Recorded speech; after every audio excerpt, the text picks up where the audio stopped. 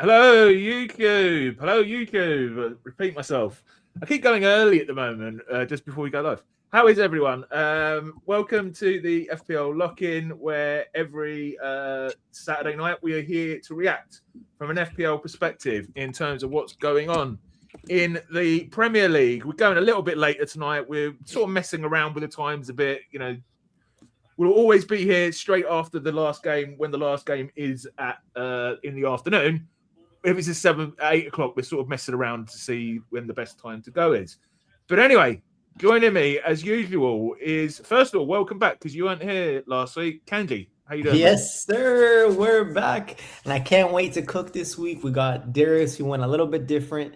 And there's Gary and I that are a little bit more template as per usual. So there's a lot of talking points. I'm excited to chat.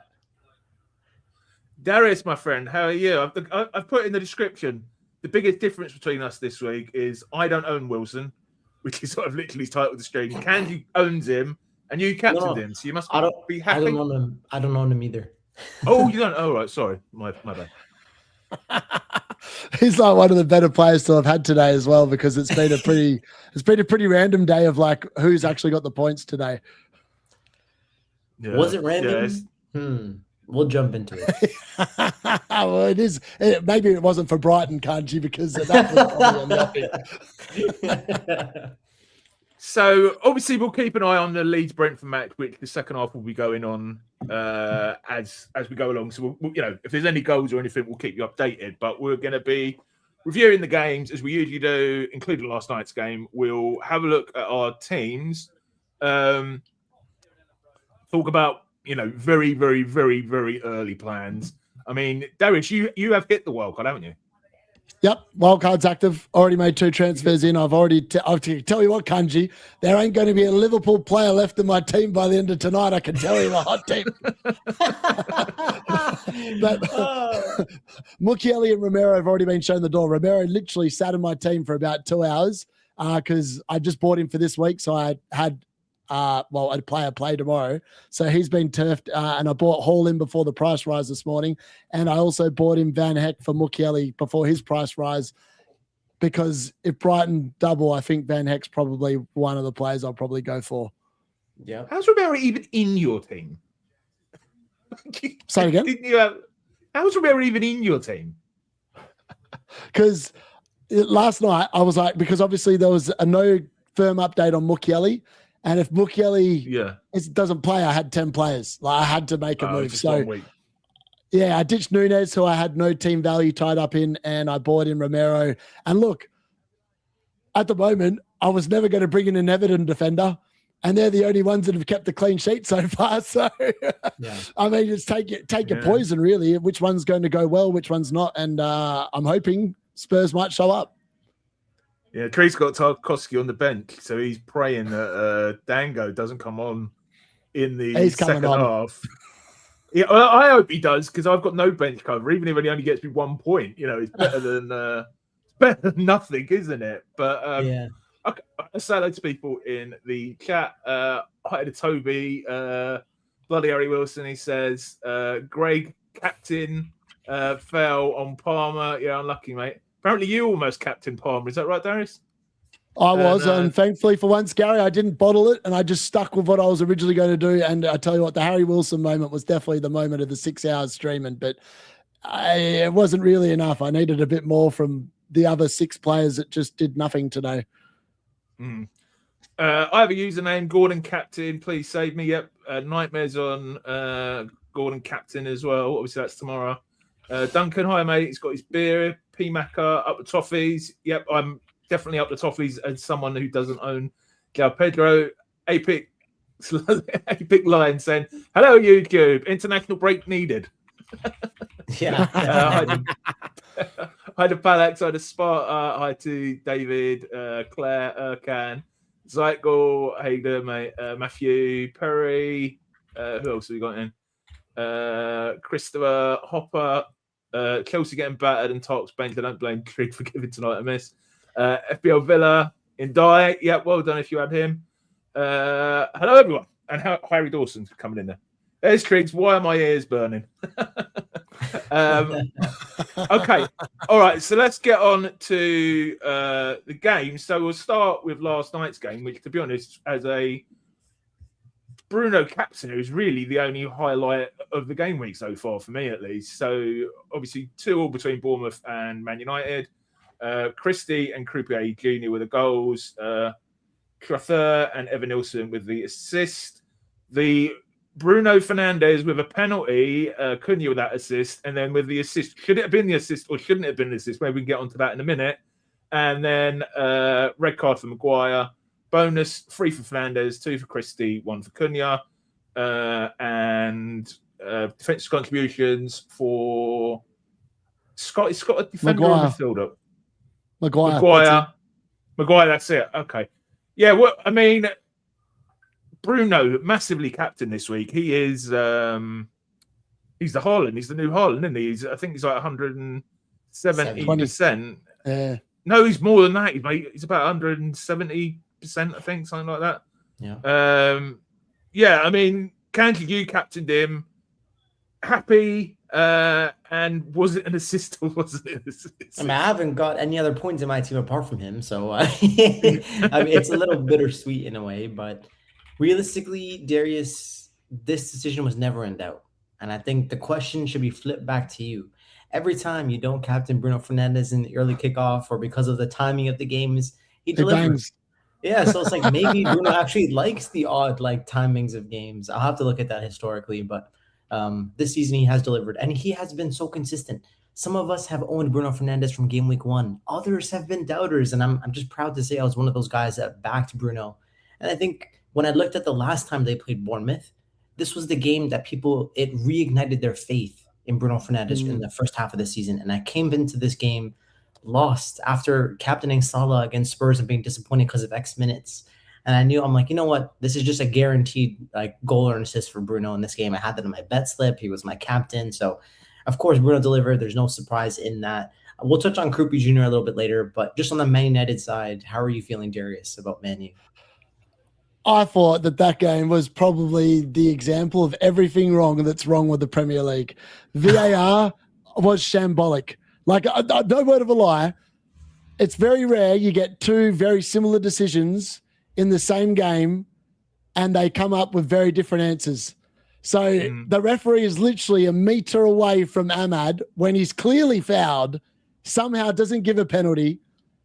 It goes up the other end and Bournemouth score and it makes it 1-1. VAR, I mean, I don't know who's watching the monitor. Was there anyone actually in the booth? Because VAR then had the chance to rule it out, and they should have, because it was a clear foul.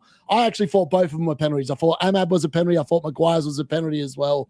I don't know about the red card. I don't think that was a red card, but that's neither here nor there.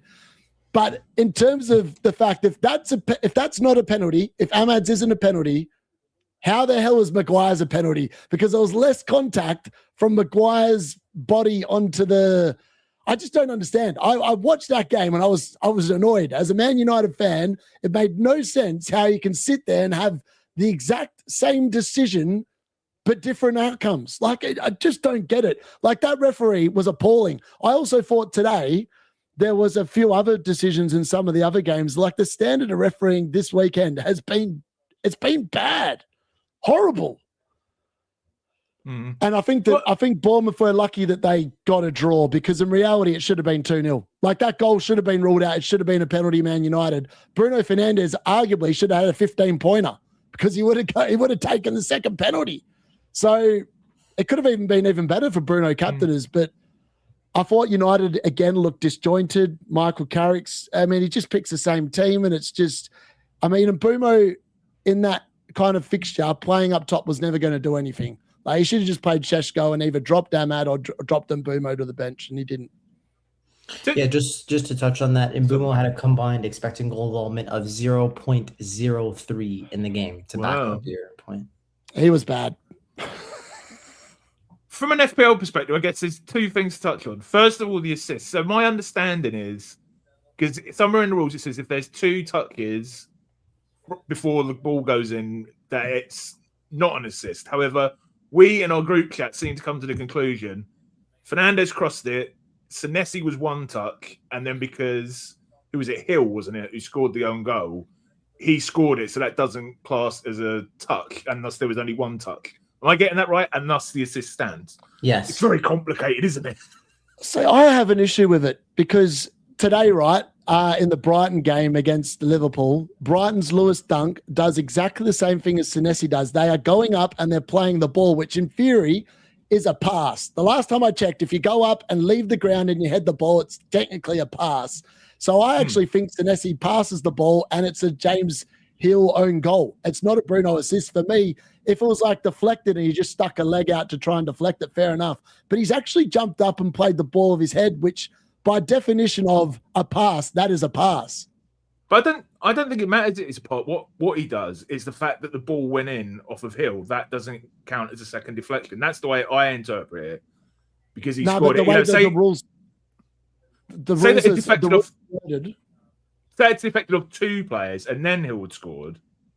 Yeah. Then I guess it wouldn't be correct. But unless they pass it, right? So that's what I'm saying. I'm saying Senesi, he actively goes up. He's not trying to deflect the ball. He's actively trying to head it.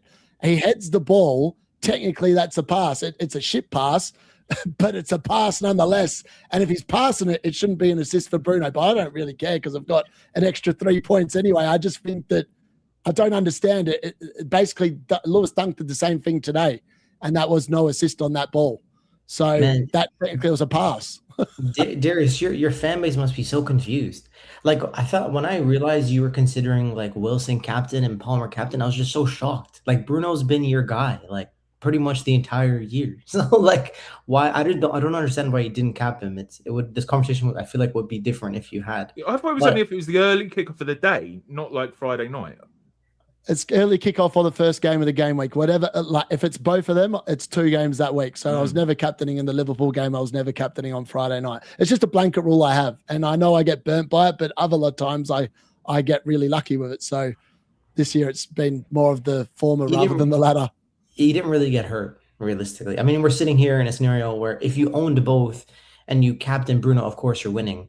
But I mean, neither of us even own Wilson, so you're cooking either way. So it's not that bad, really. But just to touch on something that I thought was very surprising in this match, Bournemouth games are very back and forth. Like, that is not a surprise. The fact that the defenders have kept clean sheets in the past few games has been very surprising to me. But the one thing that has surprised me more than anything else was that Bournemouth had a penalty and Tavernier was on the pitch. Yes. And he didn't even take it. I was sitting there like, what the actual heck is going on? And the craziest thing is, like, we have already identified Krupi Jr. as this extra overperformer. He knows how to finish chances. And like, he was sitting there at 4.5, and he was always going to be a good value pick, right? And of course, he gets the goal in the 1 week where all of the owners have to play him. It's one of those situations where it's like, how much luck do you need in this game? You know, I just felt a little bit annoyed, if I'm honest, because in a world, if I knew he was the pen taker, I would have started him too. But I just felt like that was a little bit of jam for people that owned him. And bad luck for people that own Tavernier, you know? Yeah, legit.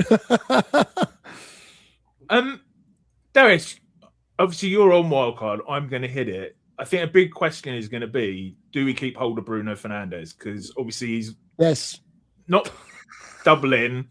You're saying yes. I'm thinking, I talked about it on the podcast this week. I think I'm going to sell him. No, keep him. What? And then sell him for the double to Palmer, and then bring him back in. I wouldn't. So he's going to outscore Palmer in one game because Palmer's going to get 4 points. But then you can free hit him back in. Then the following week he plays Liverpool, and then I transfer him back in. I like that. I like it. Would you? Do you reckon it's Trig thought it was overly complicated? I think it's dumb. I actually think that is the dumbest plan I've ever seen.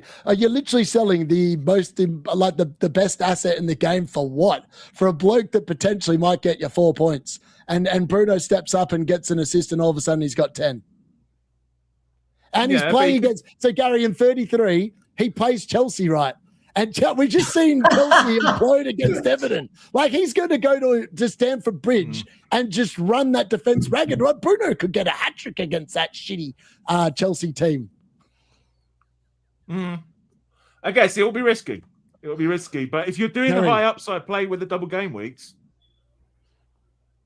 yeah, I do think there are a few good single game weekers that when you take them out, you really have to like just second guess yourself. Like, one is going to be Igor Thiago, and the second is Bruno Fernandes this season.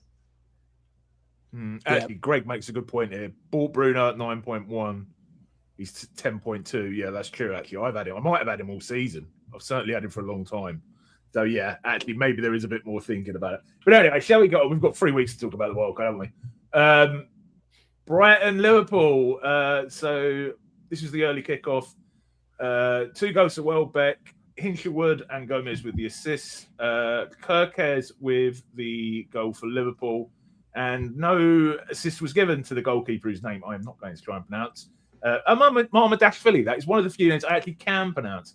And then bonus points, Welbeck 3, Jones 2, Gravenart, Birch 1. Defensive contributions for Szoboszlai, of course, Curtis Jones, Virgil van Dijk, Gomez, and Van Heck. What's surprised you there, Darius?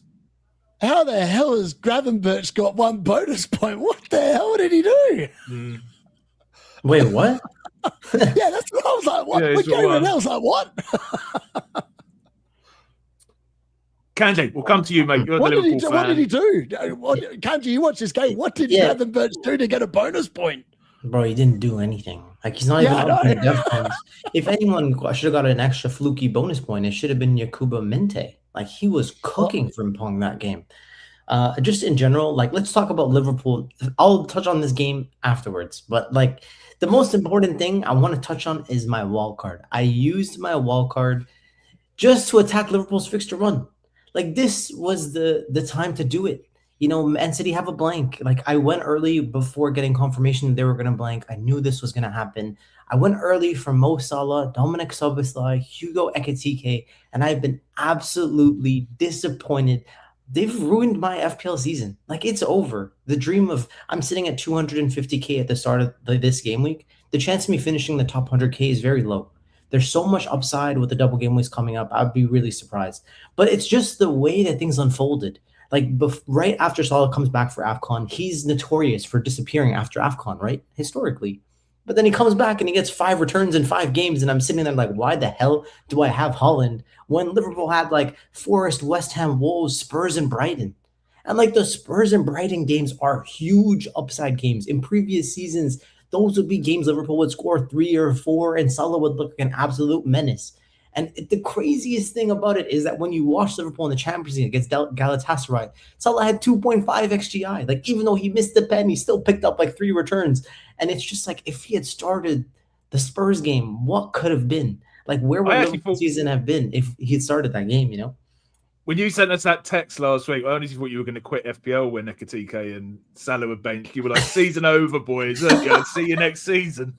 I wouldn't quit FPL. I actually love the game too much to do that. But, like, realistically, like, when the dust settles, like, my season's over. But I will say this. Wow. The disappointment, it's all risk that I brought on myself. If you play the template way, the template strategy of Wildcard 32 and just ignoring like Liverpool or just bringing in Dominic Szoboszlai and Hugo Ekitike and leaving Salah and just keeping Haaland and benching him for the blank week, it would have worked out. I took all the risk and I got absolutely no reward. And the thing that's the most annoying is that like I brought Salah in for Spurs and Brighton because Haaland is supposed to blank and Salah didn't even play. That's nuts. Anyways. At least the injury got you to sell him. So you don't got to worry about him when you come back. Yeah. Well, yeah, give us your opinions on the match. And, I mean, obviously for wildcard is whether or not... Well, give us your opinion on the match, and then we'll talk about Brighton and Liverpool assets, because at least the Brighton assets are going to be relevant for us people wildcarding. And for Liverpool assets, whether or not you guys who aren't wildcarding want to keep them. Yeah, it's nuts because we've looked at the last few games. It's a loss to Brighton, a draw to Spurs, and a loss to Wolves. Like, obviously, on wildcard, you're dumping all of your Liverpool assets. Like, there's no need to keep them. Even the goal that Kirk has scored, I mean, it's great attacking instinct from him. It was a back pass from Dunk that he intercepts where it's going back to the goalie. But apart from that, we didn't create many big chances. And of course, 7 minutes into the game, Hugo Ekitike, you're expecting him to have lots of space to run in behind against Brighton, maybe be more talismanic without Mo Salah in the team. Maybe the big chances will fall to him. 7 minutes in, he picks up some injury from a knock that didn't even look that big of a deal. But with a few weeks off, I'm sure he'll be fine when it comes to the next Premier League game.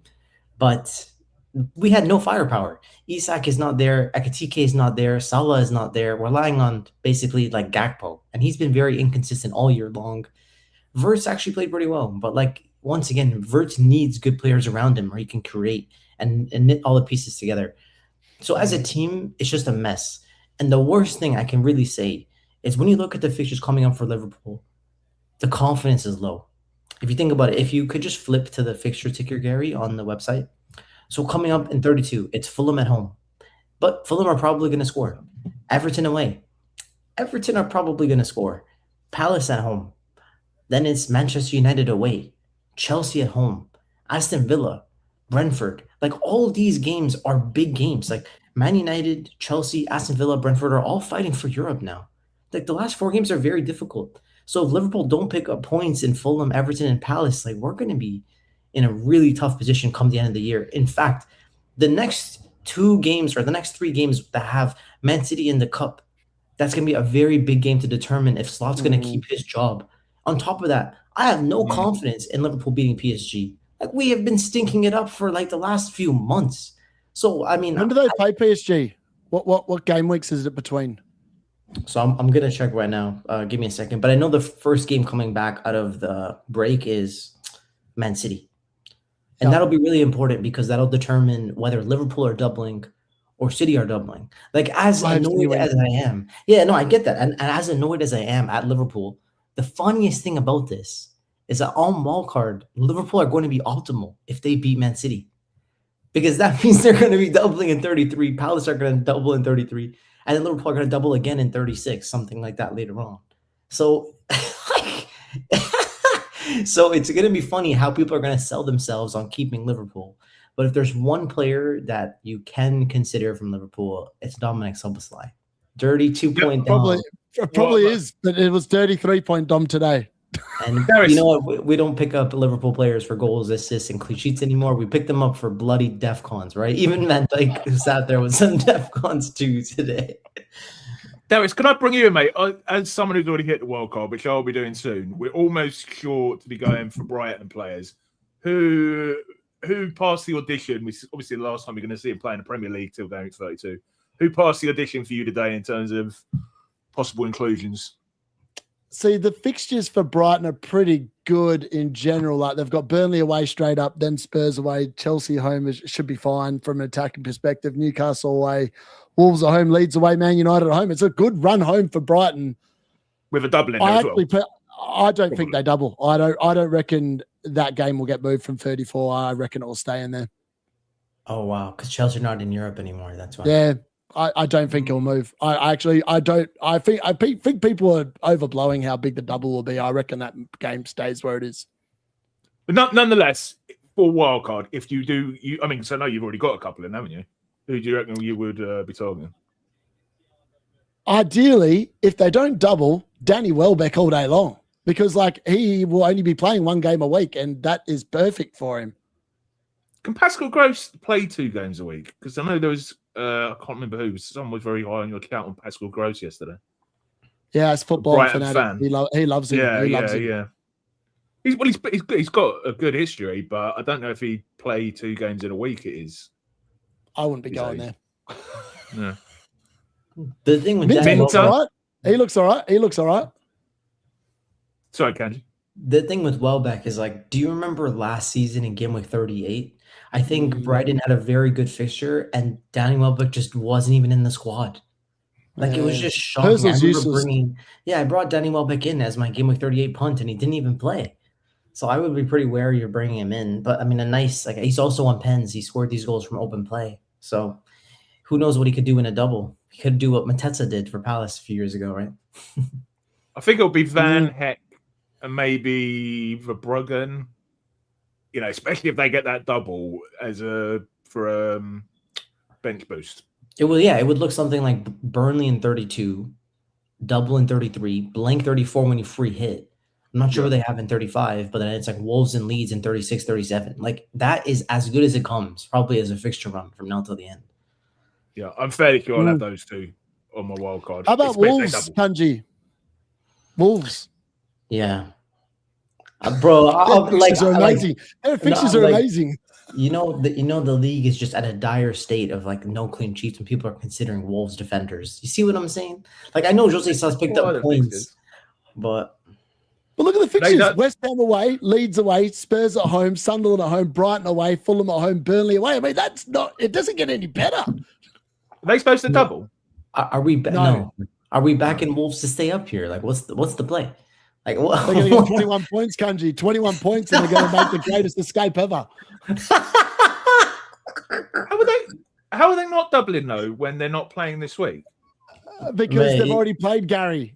They played the double and whenever Arsenal had that course. double. Yeah, when we triple captain. That triple captain, the famous 7-point triple captain. Yeah, unlucky. Should have triple captain Sa. He would have done better. You're saying Kanji is someone not on the wild card. Slobberside's the only one worth keeping. 100%. Yeah, the rest of them they can all go.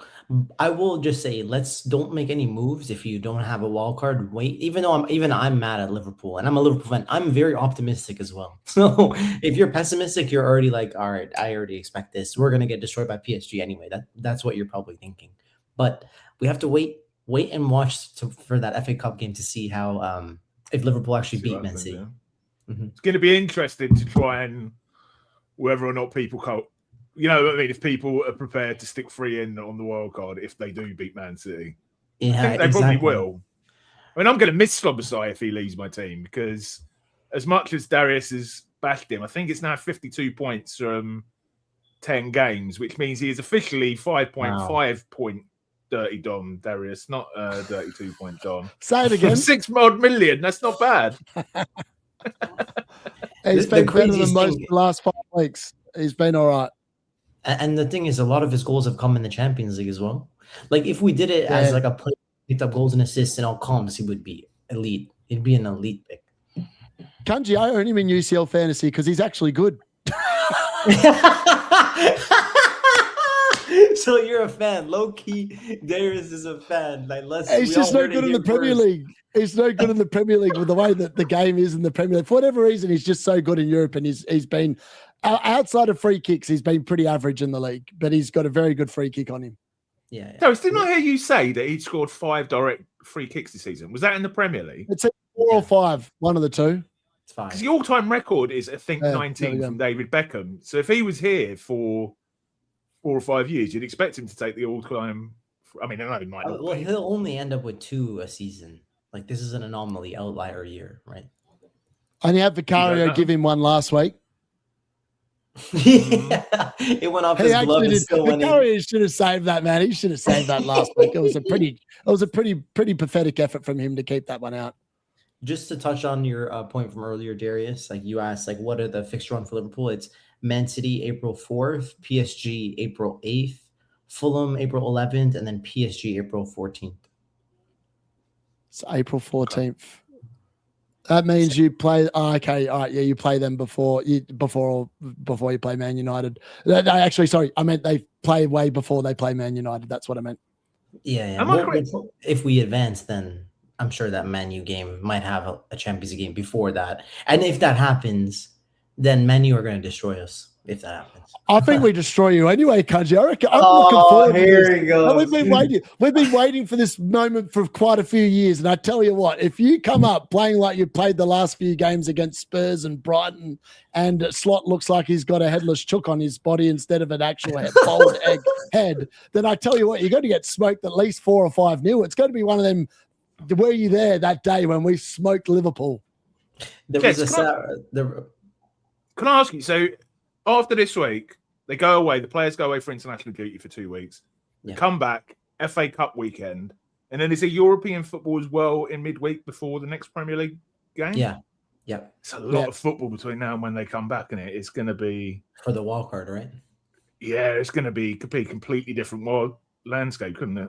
100%. Like, okay, should we go through Fulham, Burnley? So, yeah, obviously this one. Wait. Let me just have something Darius said.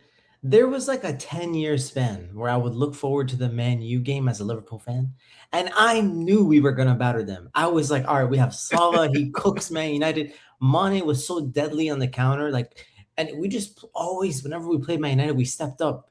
But this year, I was like, all right, I felt confident going into the United game. I'm like, I think that was early in the year where we picked up 5 wins in a row, and that first United game this year in the Prem was like a sign of maybe Liverpool are fragile, because even the wins we had early on were a little bit like, there was a lot of, it was suspect, right? But now I can't lie, like I'm genuinely nervous because I like, usually I already look at those games, I'm like, that's 3 points, but now it's like I look at every game like I don't know how we're gonna win. So yeah, are you actually going to win another game this season? Yeah. So, bro, I don't know, to be honest. The one that stands out most to me from Man United Liverpool in terms of Liverpool winning, you'd have probably been a kid when this happened, Darius, but do you remember when Torres got like a few, it was back when the Torres was playing and he scored, was it like 5-6-0 or something like that? Yeah, Vidic always got sent off against Torres. Whatever it was, Torres just, I mean, Vidic was brilliant against every other attacker in the league, but every season he got rinsed by Torres. He just couldn't deal with him. And he always I think he got sent off like 3 times against Liverpool just because of Torres. Oh, and there was a 7-0, weren't there? And I remember because that was a 7-0 when everyone sold Salah. Yeah, I was going to say. Because it was a double, I can't remember. It was something with double game week. So yeah. And like the thing is, like, Salah has been the face of the Premier League for the past like 10 years, really. Like, he's been one of the top like 5 players. So like when you didn't own Salah against Man United, like you either captained him and you enjoyed it, or you didn't own him and you got smashed, type of thing. And like these types of swings have made Salah like a hero and villain, and like that's kind of what made FPL so fun, because you have moments like that, right? But I'll always remember like that game where it was like 7-0 Liverpool, and all the content creators had sold Salah the week before, and then he delivered like a differential haul. I'll never forget it. But yeah, if that happens again this year, I'd be shocked. Right, let's move on to Fulham versus Burnley. So this is the one that I watched the first half, and I was listening to Darius watching it along. And thankfully, you know, Darius, I sort of dip in and out your watch longs. Thankfully, I wasn't there when Wilson scored, because I'm sure I probably got a bit of a stick in his chat. So Wilson scored, as did King and Raul Jimenez, who came off the bench. Assists for Berg and King. Burnley's goals and Fleming wiping out my beloved Joachim Anderson's clean sheet. Assist there for Foster, and then bonus points. King with 3, Wilson 2, Fleming 1. Defensive contributions, at least Anderson got that for Fulham, and that's it actually. Darius, yeah, I mean, you know, I was giving you a little bit of stick yesterday in your live chat about not captaining Fernandes. You must have been thankful that Wilson came in for you. 80% owned. 80% owned. Yeah, I mean, it was a bit of a no-brainer. It wasn't a no-brainer, because in the first half he looked lively, and it's weird because I look at Bruno's returns and I don't think as I said, I don't think it's an assist by my understanding of what playing the ball equals, but at the same time, he also got kind of lucky that Cunha's, I mean, I don't know what Jimenez is, what's his name, whoever that right back is for Bournemouth, pulled his shirt. I mean, he didn't actually produce moments of too much quality yesterday, Bruno, whereas Wilson he's just inevitable. He feels inevitable at home. He pulls out worldies. He doesn't need many touches on the ball. You just know his delivery is going to be pinpoint. And I can't believe that both of you don't own the bastard. Yeah, well, I probably won't own him now either, considering Fulham aren't. I don't think they're going to double. They've got Liverpool next week, Gary. It's probably a good time to buy him. Oh my goodness! Yeah, Jimmy seen on defense. They're like a league. I don't know whose defense is worse, Trig's team or your team. They both just part like the waves. It's like Moses has put his stick down on the ground and the ocean has parted, and that's the route to goal in your teams. It's unbelievable. It's so funny because like you've doubled up on both Chelsea and Liverpool defense, and they're rubbish. They're rubbish. They've been cooked for like 10 weeks straight. Like you have like no points. Legit.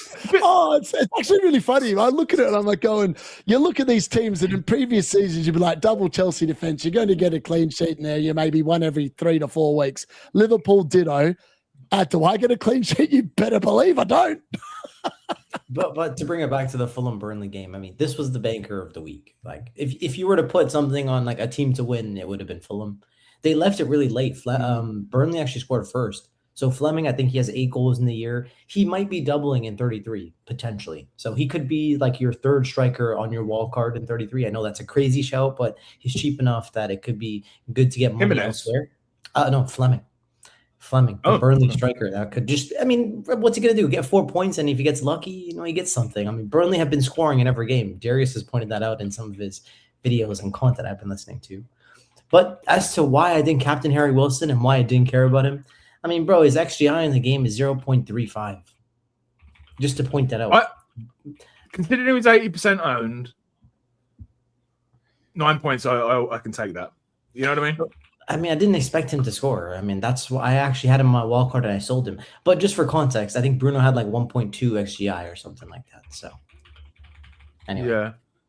I mean, looking forward, Burnley players. I mean, I'm thinking I could even have my heroes. Well, Dubravka's never left my team, but Esteve and I miss him so much. No. My bench boost hero with his 4 points. I don't know. He's going to double. Probably. He's going to concede a lot of goals. I don't know. He might come in. But so you reckon Fleming? What about could I sell you an Anthony on your wild card, Darius? No, I've got no interest in any Burnley players. There will be no Burnley players coming in, Gary. In fact, if you had to ask me about any of them, I'd say Fleming would be the most likely because he's actually looked like scoring goals in most games. But the rest, no interest. Or even Dubravka? Nah, Dubravka's crap. Concedes too many goals. Go for Bruggen as the cheap goalie. It's very obvious. Yeah. I think if you want to go for a cheap attacker, it's Yankuba Minte without doubt. I mean, he was electric against Liverpool. He should have had the assist, but it was like he got the hockey assist, like the Kevin De Bruyne assist for one of the goals. If you're going for a cheap guy, but I want to say this like in particular with the Fulham assets, like congratulations if you've held your assets, whether it's Joachim Anderson on the 4-pointer or Harry Wilson with a 9-pointer. But I think their fixtures have come and gone, and there's going to be lots of doubles to attack. So congrats for owning, and I think it's time to sell. The thing is, Darius, just to come back to the goalkeepers, if you're the bank of Darius and you've got, team value of £250 million, you can probably afford a Bruggen. For us people who haven't got much team value, we may have to stay with Dubravka. Shall we move on to the next game, lads? Everton versus Chelsea. So again, I felt very let off with this one as somebody who doesn't own Pedro. But a real hammering, 3-0 to Everton. Beto with 2 goals. Ndiaye with 1. Assists to Ghana. Ghana and Ghana. How do I get the difference between these two? Is it Garner? It's Ghana. James Garner got the assist. Okay. Well, it's 2 of them. Yep. It's Gana. Okay. 2 different Ghana and Ghana. I'm just going to go there. Yeah, and Beto. Well, that's Idrissa Gana Gay. That's that one. Okay. And then try to say that again, Gary. Bonus points, 3 for Ndiaye. 3 for Beto. He's got a real wall there, isn't he? 2 for Ndiaye, 1 for Mikolenko. Defensive contributions for Idris Ghana, where his name is Keane. Fofana. Yeah, well, I mean, Darius, I'll come to you with this one. You're a Pedro and Palmer owner. You must have been pretty disappointed. I think Chelsea's season's done. I think they're cooked. They look like their season ended against PSG and they did not look interested in this game whatsoever. In fact, actually, Palmer was probably one of the few that did look like he was semi-interested. The amount of times he presented for the ball in the first half and the Chelsea players just didn't give him the ball I was like, what are they doing? I was like, they're literally not giving the player that is probably their best player by some distance the ball who's in miles of space. They just kept blanking him. It was a very bizarre performance from Chelsea. I mean, I wasn't surprised that Sanchez conceded, but from an attacking sense, they were just rubbish. Sorry, just like an update on the game that's going on. Sorry to interrupt, but Igor Thiago's on 11 DEFCONs. Anyways, carry on. Is he? He's got 12. He's got 12. He's just taken a tackle and got the ball. Oh my god! He's going to be the third forward in the game that's got DC. Yeah, the thing is though, he's 80% owned. From an FPL perspective, it doesn't mean we'll get like what 4 points, Gary. That's what we're getting. 4 points. Yeah, but you have to divide that by 80%. You're getting like 1/5 of his points. So from that DC, we're getting like 0.3 points or something. But anyway, Darius, on Chelsea, were you disappointed with your assets? Not really. After the Liverpool game, I expected that Chelsea would do something similar, and they did. I just thought it was quite funny, to be honest. I think Rosinia, I've been saying ever since he joined that he is a rubbish manager. Like, I actually don't think he'll last the season. I reckon he'll get sacked before the end of the year. He was a strange He's just no good. The players aren't playing for him. It's obvious the players aren't playing for him because João Pedro looked so disinterested, like really disinterested today.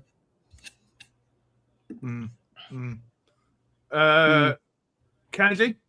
Yeah. Thoughts on the game? Well, if we look at the XGI in the match, I mean, the thing that's really surprising when you see a 3-0, you expect it to be like utter domination, but the XGI in the game actually favors Chelsea. So Chelsea have 1.1 XGI and didn't get a goal.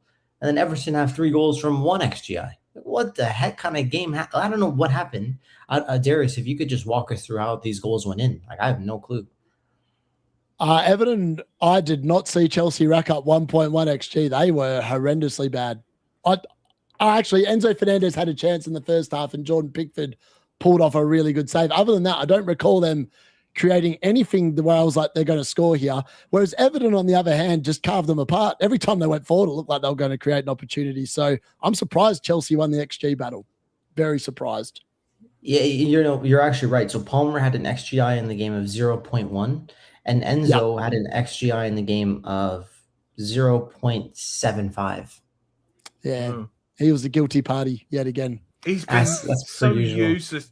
His bloody conversion since I brought him in has just been useless, isn't it? But yeah, I mean, obviously Chelsea are going to be one of the major wildcard targets. Who are they playing? Is it Preston or something in the FA Cup to like massive favourites to go through? Kanji, I'll come to you. I know you're not on wildcard, but sorry, they might lose. They might lose. I wouldn't put Chelsea could easily lose that game. They made really hard work of Wrexham. There's every chance they lose to Preston. All right, but let's assume they don't for the sake of argument. Wildcard.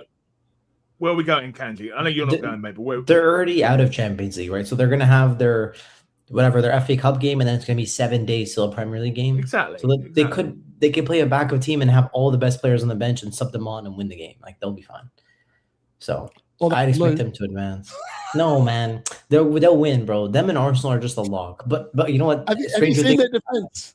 Have you seen their defense, Kanji? Bro, I've never been the biggest fan of Robert Sanchez. Like, you just never feel comfortable watching him. It's more the defenders. They just part. They're just no good. I'm more annoyed with Everton. Like, the fact that they kept it clean and Ndiaye scored. Like, damn. Like, people that just held Ndiaye and Tarkowski through are just sitting there happy. Like, what the hell? Unless you're Trig. Tarkowski's ownership. Have a quick look. Well, Everton's defensive ownership. So we've got Pickford's only 6%. Tarkowski 6%. It's not that high. Oh, but like, if you look at engaged managers, that's going to be like 35% probably. Well, this is around my rank, which is like 100,000. Oh wow! Oh, okay, so it's not that valuable then. Wow. Well, so Tarkowski, a lot of people are going to bench him like Trig did or sold him because of the lack of information. Oh yeah, because potentially he was not going to start. He was a doubt, I think, going in. Yeah, good point. Good point. So I'd say for Chelsea, Pedro. I don't know, actually. Beyond Pedro in wildcard, I want him because I've not owned him all season. But outside of that, I think we're going to be struggling to find 3, Darius. Don't you, for the wild card? If you want 3 and they do double when they beat Preston.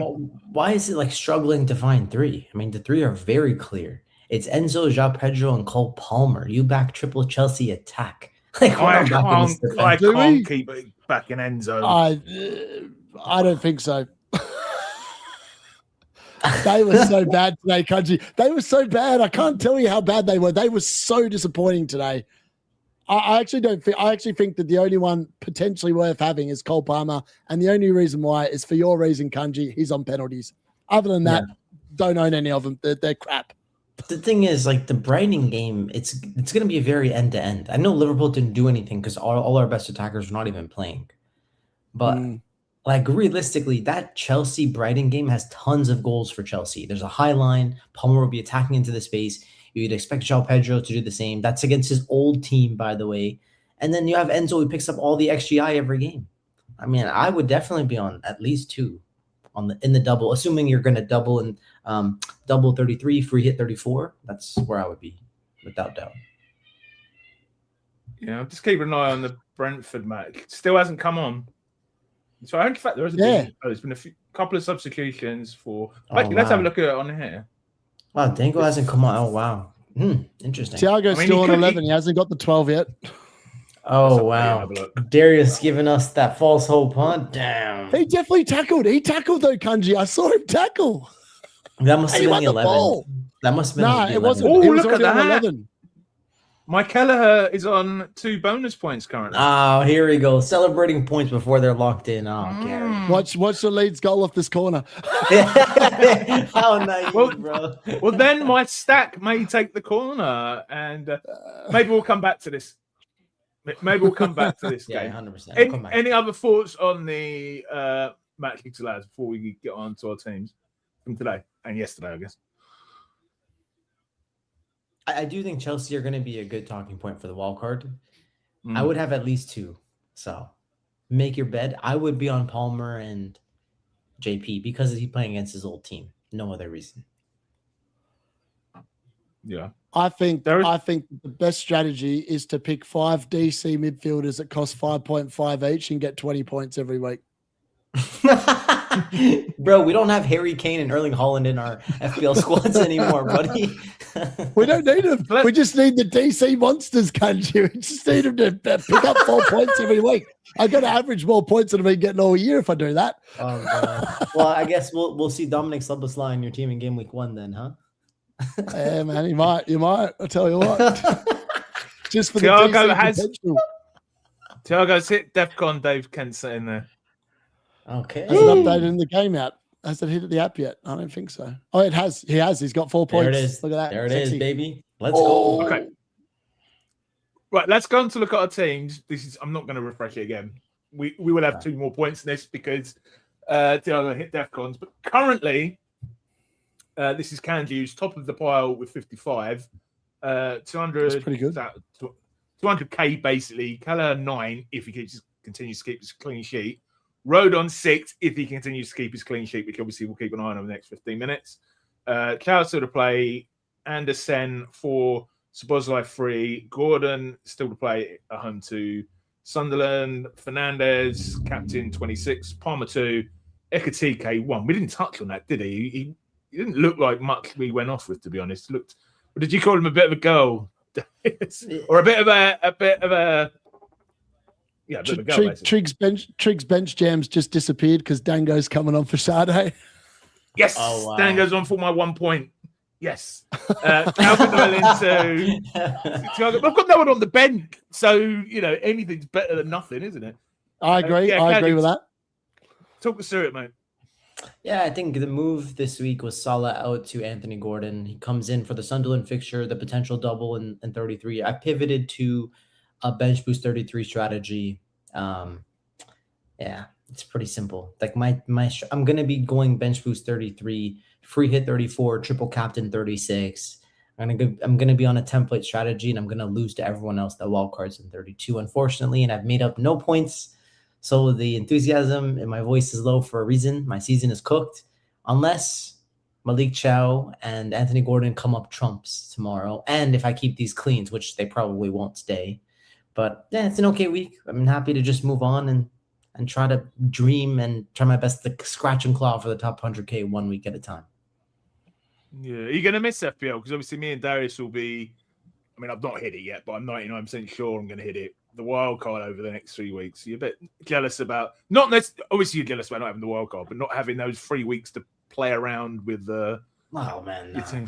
Like I'll be surprised if you don't have like Bruno or I guess now with the Burnley striker you won't even need to have Calvert-Lewin, but I would have expected Calvert-Lewin and Bruno Fernandes to be in every wild card because the Leeds fixtures are excellent to end the season. So I mean, if people avoid those picks, I'm happy to just own them, and hopefully they'll tick along the way. Gordon is going to be in every wild card. Palmer should be in every wild card. So, I mean, those are 4 attackers I think I'm good. So I'm missing JP, and I'm going with Thiago instead. And Thiago's on pens, and he picks up DEFCON points. So, it's really not that bad. Like, I'm not missing much. I'm gonna get smoked by Arsenal defense, and I'm gonna get smoked by that midfielder that everyone picks that the wild card is gonna have that doubles, like Enzo or whoever it is. Other than that, it's fine. Like, was there any update on Timber? I know it's 3 weeks away, but didn't see the pressure. No, fair enough. No. Right, let's update it now so we can look at my team. In 3 weeks, I'm sure he'll be there, you know? Yeah, I'd imagine so, because I reckon I'm going to go back to Boring, Rice, Gabriel. But anyway, we can talk about that. We've got 3 weeks to talk about that. So second is myself. I've got Keller, who's gone down. 136k, that's nice. Kelleher 8, currently, if he keeps his clean sheet. Hall 5, Hall still to play. Virgil 3, Anderson 4, Dango 1, Fernandez, captain 26, Boslai 3, Stat currently on 3, Enzo on 2, Ekatike on 1, and Thiago on 4. Now he's got his DEFCONs added in. I mean, at the minute, it's a decent green arrow, but I'm going to be all out after this. And we'll look at the players. Apart from Hall, yeah, but we've still got, I mean, we'll look at the players who can hurt us in a while, but we've still got Rodgers, who's about 30% owned, Gordon, who's similar, and someone else. So I expect it will probably end up being a grey arrow at best. But I'm all right. Tomorrow. You're talking about tomorrow. You're saying for tomorrow? The week? Yeah. After tomorrow, I reckon I'll probably be back down to 170k or something, which is where I pretty much started the game week. But I'm happy enough with it. You know, I'm close enough to the top 100,000. I think 15, 20 points where I can still give it a go. Darius, yes. My friend, do you want to tell me for the millionth time when I'm actually going to do it that my team needs a wild card? Please do tell me, because I'm actually... To be honest, it probably doesn't. Like, you're still, I mean, I don't know. I don't know if you actually need one, you know? Like, with the way the fixtures are going, I think you could be all right. I think I'd wait and see what happens in that Man City-Liverpool game before I decide about your team. Well, it's true, because a lot of us are going to have good teams in game week. It's not wrong what you're saying. A lot of us are set up fairly well for 32, aren't we? But you also have, like... You have Arsenal, and if Liverpool beat City, you've already got triple Liverpool. So, like... Yeah, like imagine Liverpool advance. You'd be on 3 from Liverpool. Hall is 4. Enzo is 5. Gabriel and Timber are 6 and 7. Like, you're cooking. You really don't need to wildcard this. I mean, look, you figure it out, though. No, I probably am going to because of the bench boost, but I might leave I'd sell Bruno, though. I'd sell Bruno if I was you, Gary, for the Palmer strategy. I think it's a really good move. Very keen for me to sell Bruno. Well, I had to be honest. Greg made a good point. I hadn't thought with the money. Who are you captaining next week if you sell Bruno? I haven't even looked, mate. Who's Bruno got next? I don't even know what the fixtures are. Leeds at home. Bro, I have triple captain Rashford against Leeds. Like, I'm 100% captaining Bruno. Like, what? Like, what are we thinking about? Fun fact, Bruno Fernandes has scored a hat-trick against Leeds previously as well. Unless you're going to captain, like, Yakuba Minte or something nuts. Like, I don't know where you're going with this. No, yeah, you're probably right. Or maybe Gabriel captaincy, I guess. I don't know. But I'd have him next game. I'd sell him for 33. Oh, okay, I got it. Okay, I get it. So he would be in the wild card. He would be sell Bruno to Palmer, whatever, and then move back to Bruno after maybe. I don't know.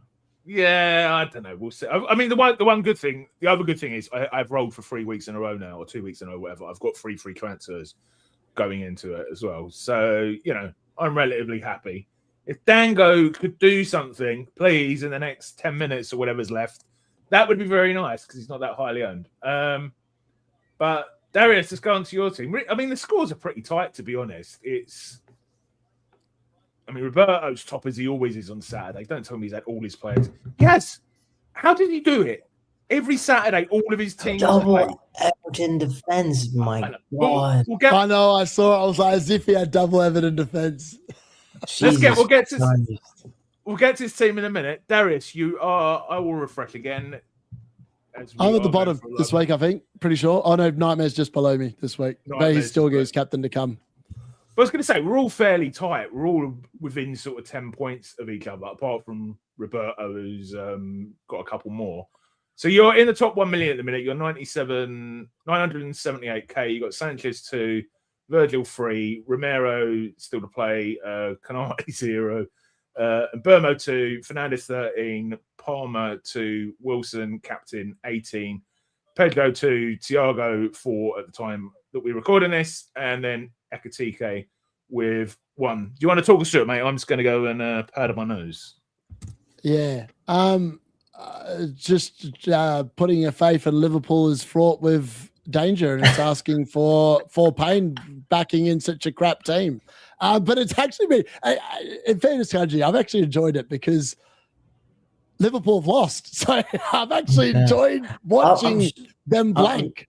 I'm surprised you didn't find your way back to Florian Wirtz. Like, you were always talking to me about him. Yeah, well, I just didn't think it was worth wasting extra transfers on your crappy team, to be honest. So I just didn't bother. Yeah, it was messy because he got injured and then he came back, and then he's the only one that started Spurs. Like, it's just, man, what a mess. I can't wait for the new managers to come in, and then Wirtz and Szoboszlai are just going to be nailed, and we can just pick them every week. Do you know what the funny thing is Man United have won the game week by drawing. Huh? What do you mean? Oh my God, that's a crazy stat. What the hell? Oh my God. Chelsea Bro, the lost. top 5 race, it's like a bunch of bums. Like, Liverpool, oh, you want it? Oh, you can have it. You can have the top 5. We'll lose to Brighton. Oh, Chelsea, you want it? Oh, we'll lose to Everton. Like, what the heck? I mean, it's so bad. I've never known a season where the quality in general is just this bad. Like, and the fact that the teams that you would expect to be consistent are just not consistent. Liverpool have lost 10 games this season, Kanji. 10 games. That's almost 1 every 3. It is 1 every 3. They've played 31 games and they've lost 10. That's crazy. That's a crazy stat. I don't think I think if you combine the amount of losses we had last season and the season before, it was less than 10 losses. Yeah. Yep. How does this guy still have a job? Ridiculous. I don't know. It's not like anyone's expecting him to beat PSG. Anyway, sorry, let's not go on the Liverpool tangent. Yeah, I mean, like, that's what the team is. I was like, unfortunately, I did not spread the risk, and I just tripled up on 2 teams that just are frauds. They're full of just players that don't know how to play football at the moment. Wow, that's crazy. You're like, I'm back Chelsea, I back Liverpool to finish in the top 4, top 5, and they've just done nothing. That's unlucky. Rewarded by crickets. Yeah. Yeah. I'm just, you know what? You're surviving because you own Wilson at least. Sorry, you own Bruno at least, and you captain Wilson. Like, you've got it wrong in terms of total points, but you own both. So you're sitting there pretty happy, really, right? Yeah. We never know. Christian Romero could come in with a 15-pointer tomorrow, Kanji. I mean, in the almighty up there punts in the world, backing in Tottenham defense is fraught with huge danger. It could easily be a -3, but it could also be a biblical score. And he has scored 4 goals in 20 starts, so there's hope. Just like, Darius, this is my first year following you, so this is just like a theoretical question, right? Like, at this point in the season, you're ranked at 1 million, so you need to take on EO. So you're looking at Bruno and you're saying the EO is high, I have to go against. But if you were sitting where I was, like 250K, would you have still capped Harry Wilson? Yes. Okay. So you actually believed he was the highest point scorer this week. That's it. Yep. Simple. Yep. Okay, that's fair. I was like last season. I remember blank game week 29 last year. The Haaland was the popular captain, right? And I captained Bruno Fernandes, and it was just a huge. I thought Bruno would be the best captain, and he was. And unfortunately, this season I didn't get it right. Yeah. So if there's like two schools of thought, there's like the Nick Trig, EO, and then there's like the Kanji, which is like captain, the player that's going to score the most points, or you believe is going to score the most points, regardless of EO. So you'd be on my side, and I think Gary is more on the Nick side. Yeah, always. So I always go for who I think's the best. Yeah. I think there are going to be weeks, for example, this double game week, like if assuming Man City get through, people are going to captain Haaland. Are you going to captain Haaland as well in 33? Is that where you're going to be? I think I'm going to triple captain Nico O'Reilly and hope that he gets 2 clean sheets and scores a goal. Oh my God. Oh God. I don't know. I mean, it's possible. If he's playing in midfield, it could definitely bang. Like, I feel like there's such high upside there. Like, everyone's going to go Haaland because, you know, he costs 14 mil, whatever it is, and people are like, oh, I've got to have him. But he's done nothing to warrant captaining him. So, yeah, I think I'd probably go a little bit different. Why not Cole Palmer, though? Because you can have Nico O'Reilly. You know, Review actually rates Nico O'Reilly as the second best defender in the game if he has good minutes from now till the end. Yeah. Wow, that's an interesting stat. Yeah, if you put him on like 90 minutes a game, he's the second best in the game. Darius, you're obviously ranked 9, just in the top million. How differential are you going to go on your wildcard to try and claw that back? And what would you advise people in a similar situation if they're a bit away from where their goals are? I think you just play to have some fun and hopefully pick some rogue picks. That's what I intend on doing.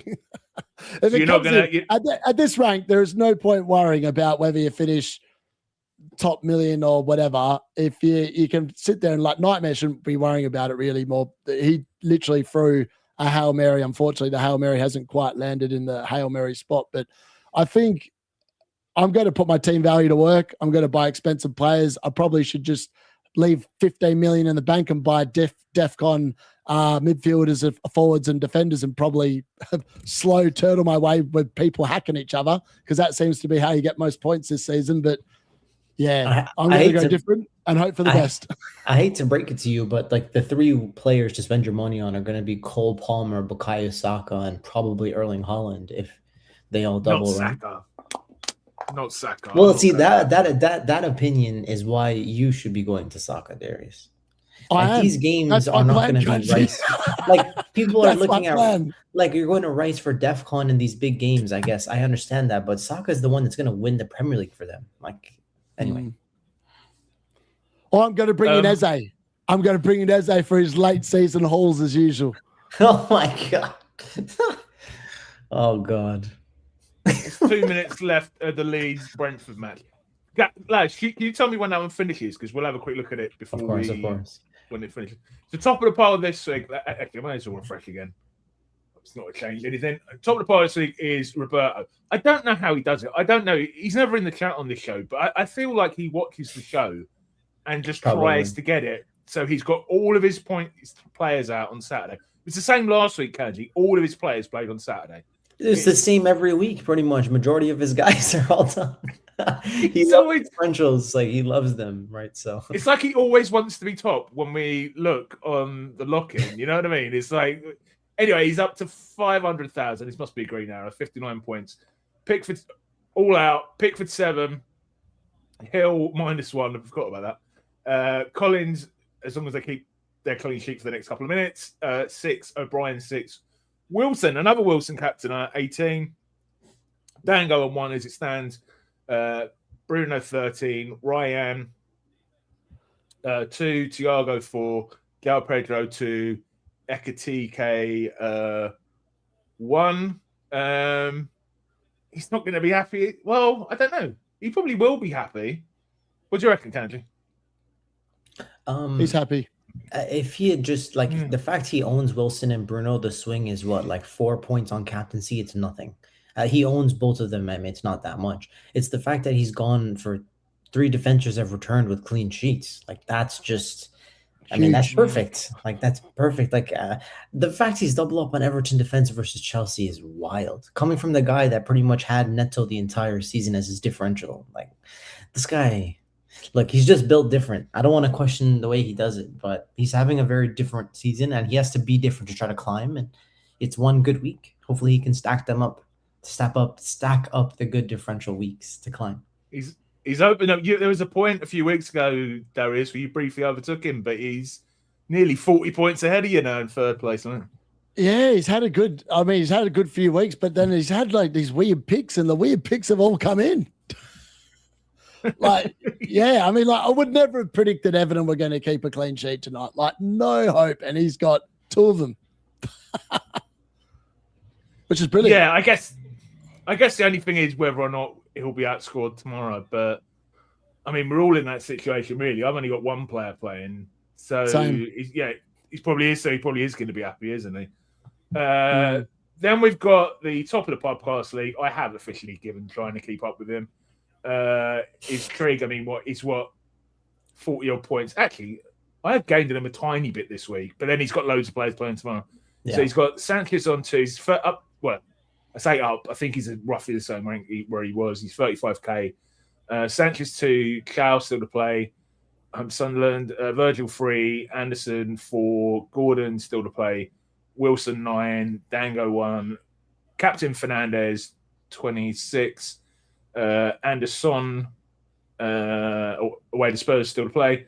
FTK 1, Thiago 4. Yeah, he's flying, isn't he? Well, apart from that, obviously he's going to be frustrated. As Trig being the perfectionist always, he's going to be frustrated. I imagine Tarkovsky on the bench with 6, but I reckon he's got a realistic chance of getting in the top 10k this year, lads. Damn, that's crazy. Because Anderson's going to end up with 4 points. I mean, you'd expect that. Maybe more against Spurs. Maybe he'll get something. Right? He's probably going to end up the top of us this week again, but with just the fact he's got 3 players to play. I wouldn't be so sure. I don't reckon Gordon does anything tomorrow. Yeah, I've got my doubts. It's a Sunderland are a team that's going to sit deep, and Gordon does not thrive against teams that sit deep. Well, we just got to hope he starts, first of all, so that way we don't have Nightmare automatically in the shed on the lineups, you know. Oh, Jesus. Yeah, I didn't think about that. He could be on the bench. You never know. But did he start midweek? Yeah, of course. Started the Champions League. See, I feel like if Howe's got an intelligent brain, I actually think that he probably does bench Gordon, because I don't think this is a game for Gordon, because what he enjoys and exploits in is space in behind defenses, and Sunderland are not a kind of team that are going to sit there and press up the field and just let him have the space in behind. But that's just my gut read on the game. Yeah. I mean, he's there for the pens as well. He's very greedy and selfish too. Yeah, true. Yeah, so let's go from Trig, who's obviously doing very well. So, man, he's not doing so well, and I think there will almost certainly be a shed rant and come in either tonight or tomorrow. He is still at, this is obviously FPL Nightmare, 1.4 million. I'm guessing this must be a red arrow. 45 points. Keller 8, which I'm sure we'll be happy with. Is that game over now, lads?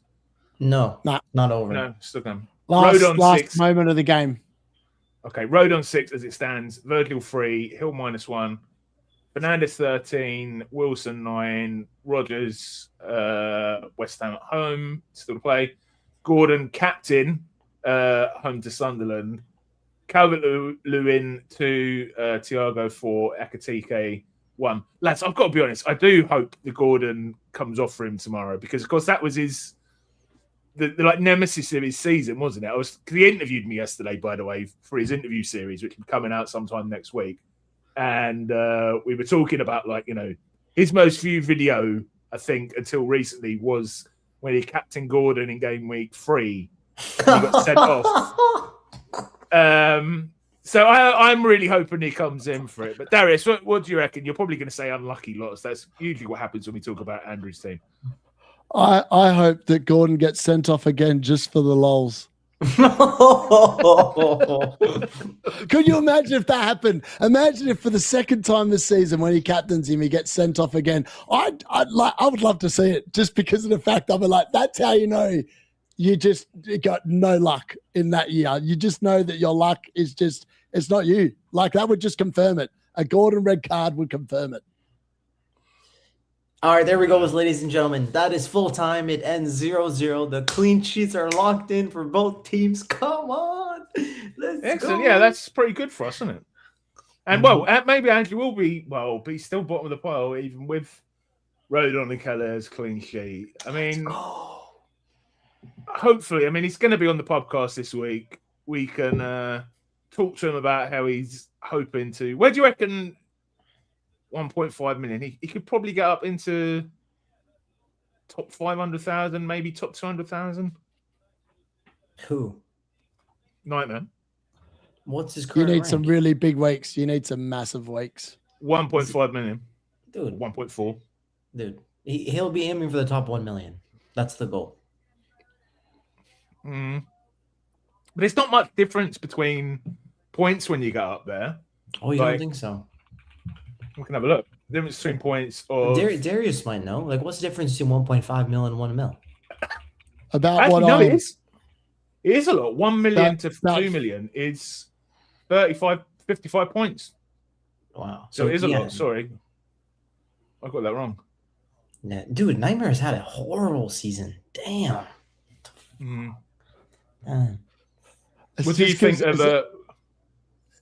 Kanji, of Nightmare's chance? Obviously he's in the same situation. He wildcarded at the same time. Man, he's got the biggest fraud, Morgan Rogers, in his team. But to be fair, he has a chance to go and be a hero this week. Everyone is basically blanked. All the attackers have done nothing except Wilson and Bruno. So there's a chance Rogers can be his hero. So let's see what happens. And of course, Gordon, it's there. That's his guy. Like, I asked him about Gordon earlier in the year. He's like, no, don't go there. I don't trust his minutes. And now he's on Gordon captaincy after a midweek game. Oh my God. He tweeted, like, he's like, all these things have happened. Like, Hill own goal, and like one of his players was Ekitike benched, Virgil conceding in 10 minutes. And I replied back, I'm like, if Gordon's benched, you might as well just wave the white flag, bro. But I'm the same way as you. Like, I'm hoping for the best, and I own Gordon too. So hopefully a nice Newcastle 3-0 win, and we'll still have Nightmare in the shed somehow, I think. But the odds of him being in the shed have gone down after this game of Leeds and Brentford, right? Yeah. Would you say it could be it won't be a green arrow even his rank, I don't think. Can we have a quick look at the people are worried about X minutes. Like, I'm worried about X percentage chance of Nightmare in the shed. I like that. What's the thing in our Footium chat, Darius? The expected expecting excuses. Expected excuses. Yeah, didn't you say you use that term? So it's basically like expected excuses for how your Footium team is going to do in the next match. Didn't you say you used the term at work to someone, Darius? And they were like, what the hell were you talking about? Yeah, and I was like, there's something I've been talking about in my group chats. And they're like, what? And I was like, yeah, you got expected excuses today. So it's aesthetic, but Leeds 0, Brentford 0. So who's ended up in the bonus points? Oh God, say that for me, lads. Bijol. Yeah. Oh, I got it right. Well done, Gary.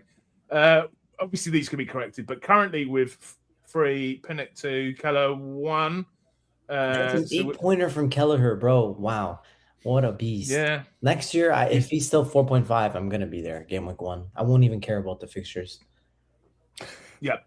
And then Henderson, Thiago, Pinnock, and Jensen with defensive contributions, as well as Bijol, whatever I said a minute ago, and Ampadu. Obviously, lads, we haven't watched this one, but quick reactions. It was a crap game.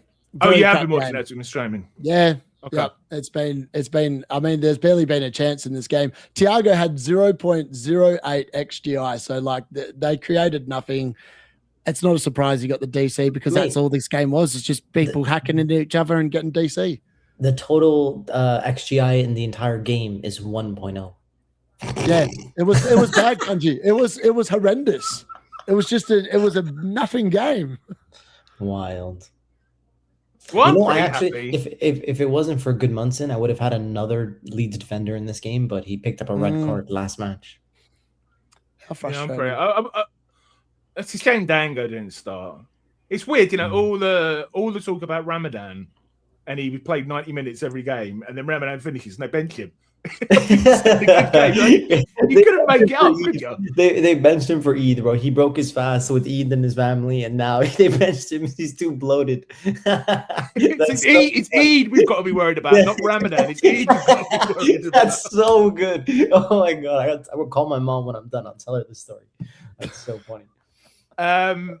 Yeah, so we're pretty happy with that. If you've got Brentford defenders, I guess, and Sade didn't punish you for benching him, Darius. We shouldn't mention earlier. He's been woeful. He's been absolutely crap. So I wasn't surprised he did nothing in here, which is why I benched him. I thought there was more chance of Mbumo doing something against the Bournemouth team that do give up chances than there was of Sade doing anything, and he never even looked likely to do anything in this game. I would say, imagine that you're relying on Leeds and Brentford for clean sheets, and yet you have Liverpool players and they just look like a Leeds and a Brentford team rather than a Liverpool team. Damn. Let's talk about, go back to the wildcard in a minute. So I can't remember. Are Leeds predicted to double? I can't remember off the top of my head. No, because the midweeks are open for both West Ham and Leeds. And Brentford or whoever it is, like they can just play in the midweeks, so they don't need to make the fixture. Right. Oh yeah, I think it's a very unlikely double game, isn't it? But they have got some cheap assets, and Brentford don't double either, do they? So, I mean, Darius, I think I could have Slack still on my wild card just because they've got some pretty good fixtures. Who are you enabling? Like, who are you enabling? And what? Like, are you trying to get? No, I've not done it yet, man. Like if 5 DC players, Kanji, 5 DC midfielders, that's all it's about. We get 20 points every week from the 4 points each. Like as if Salah is playing that well, you need the money. Like, I don't understand where you're spending your money. Like, get to Enzo or go. I don't know. You figure it out. Like, I would love to build like a little wall card with you guys for like 5 minutes if you wanted to, but up to you. We could do, but we're going to do our own stream on that, Kanji. I'm going to get to that in a minute. This is what's going to be coming out on the channel in the next few weeks. But let's have a look. Look at that. Oh, green there arrow. It is. The 5-point green arrow, baby. You'll love to see it. So let's have a look at who can hurt us tomorrow. So just going to read out players above 10%. Hall, Newcastle defence, basically. Hall is on 12%. Out of the players I own. Out of the players I don't own, where is it? Let's scroll past the table. There is Chow, basically Newcastle defense. Chow 37%. Wait. So Chow plus Hall, like what's that EO? Is that 50% total? Yeah, and there's probably a few others as well. There might be the odd other one. Gordon 34%, Rodgers 33%, Anderson 15%. I'm not going to read below 10%. So, yeah, I'm glad I'm on a green arrow because I think between Gordon and Rodgers, if they just play, probably going to wipe that out tomorrow, isn't it? Yeah.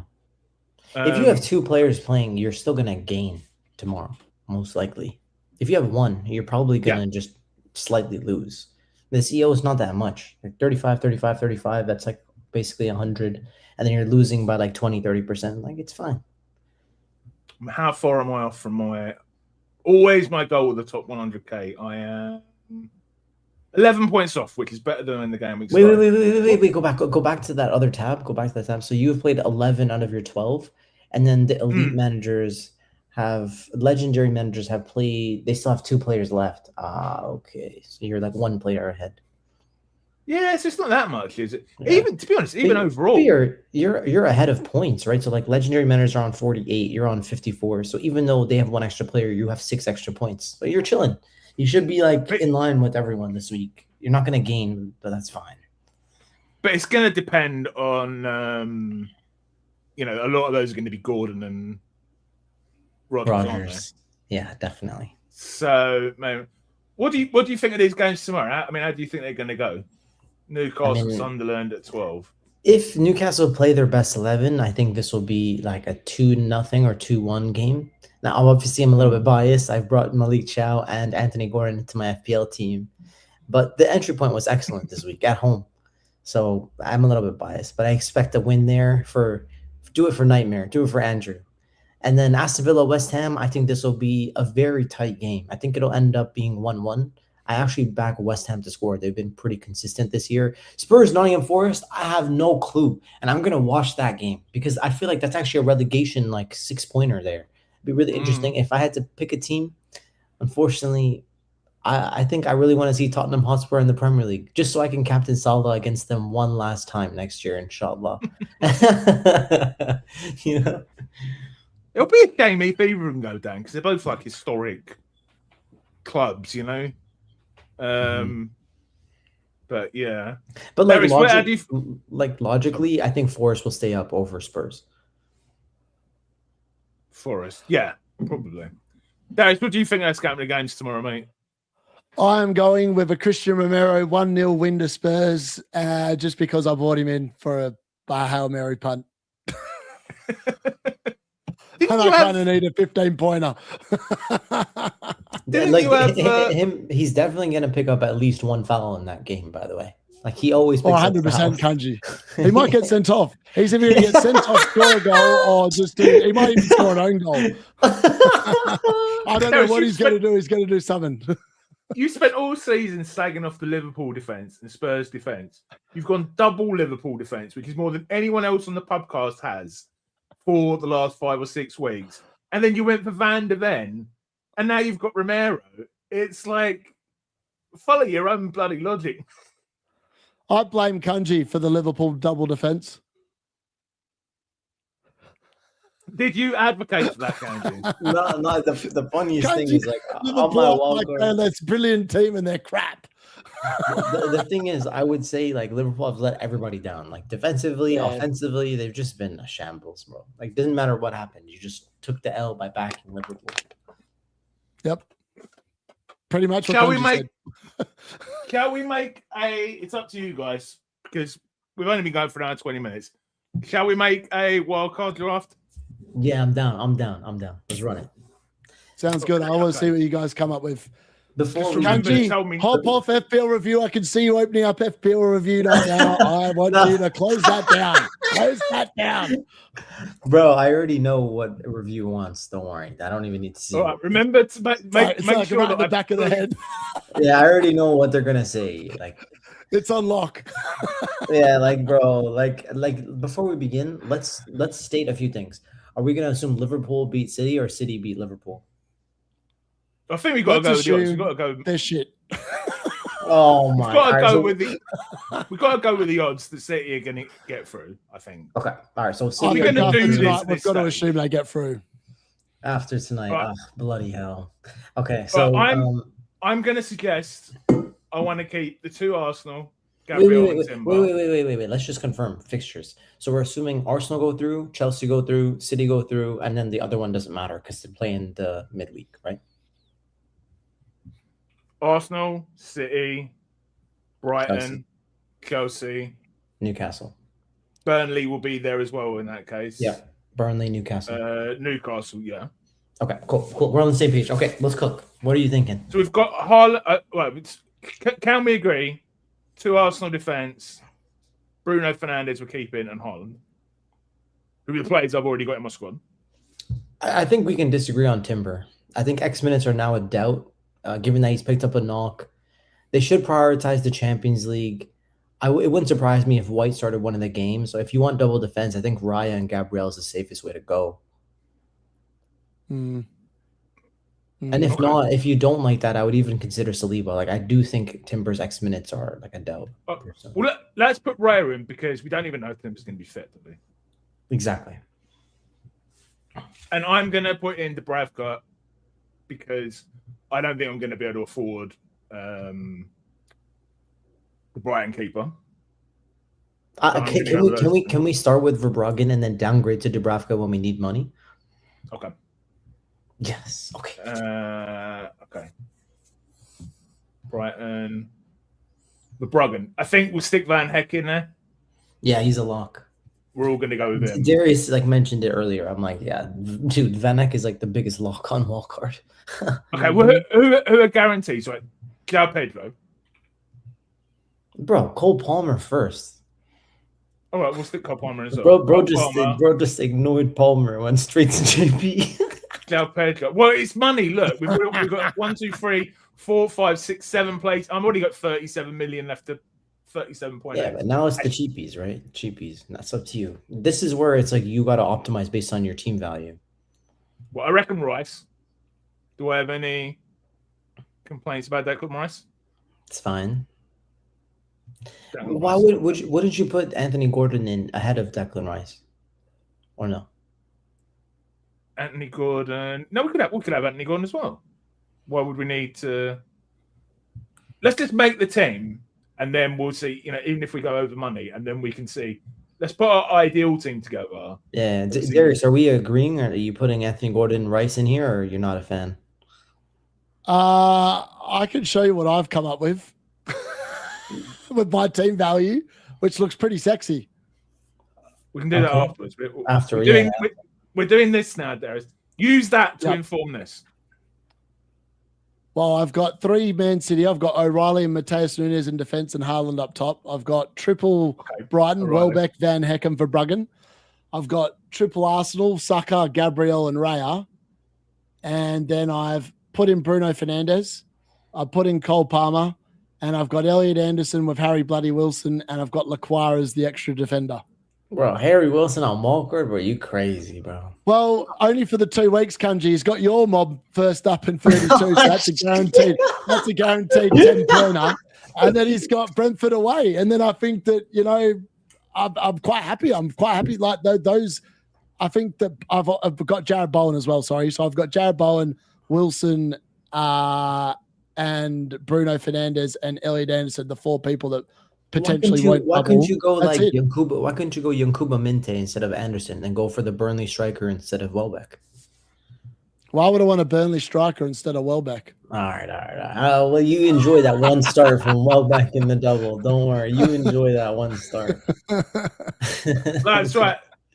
I'm hold me back here, right? I've got. You have no money, bro. I know I've got no money. This is see if I was Darius. This is the thing. I'd probably have a bit of money here. Yeah, this looks pretty nailed. Can't lie. It looks decent, but I'm gonna have to downgrade some people because now I see where like you take Bruno out, like because you would take Bruno out of this. Bruno here, the only one that doesn't double, right? And like the advantage of going for... I'm taking Palmer out because I'm going Fernandes to Bruno. Gary's tight. Yeah. He's got no money. He's a poor man, this big Gary. I understand. But like just keep Palmer in for now so that way we can spend the rest of the money. You see what I mean? Look, I didn't even have enough money to get a bench. You wanted Enzo. If we put Enzo in here... Yeah, but we need to have Palmer placeholder money, right? So like how much is Palmer more than Bruno? Oh, right, yeah. He's... 1 mil. 1 mil. 1 mil. Oh, 0.8, sorry. Okay, so we can can you just put Palmer in the Bruno spot? It's easier for me to see it. Just I know you're gonna start with Bruno. Don't worry. I'm just worried I'm gonna hit. Just I was gonna say just press the button on the right, Gary. Press the button on the right. That's what people want to see. The people have come here to watch you make transfers, Gary. Don't tease them like this. This is it. Like this is it. So the question is, which corner are you cutting? That's the question. Of these, which corner are you gonna cut? Is it Enzo? I'm tempted to downgrade Semenyo. Damn. But the thing is, Man City are supposed, if they go through, they're going to double twice. So ideally, and they blank in 34. So it would be like double 33, double 36, blank 34. You free hit 34. So Triple City is like locked on wildcard if they beat Liverpool. We only need defense I haven't doubled up on, so I'm quite confident in double City defense because it's okay. We might have to go Triple City. Yeah, we got to do double. We got to do Triple City attack now, bro. It's Marmouche, Semenyo, Holland, bro. Oh Jesus! We need to loosen up about 1.5 million from here.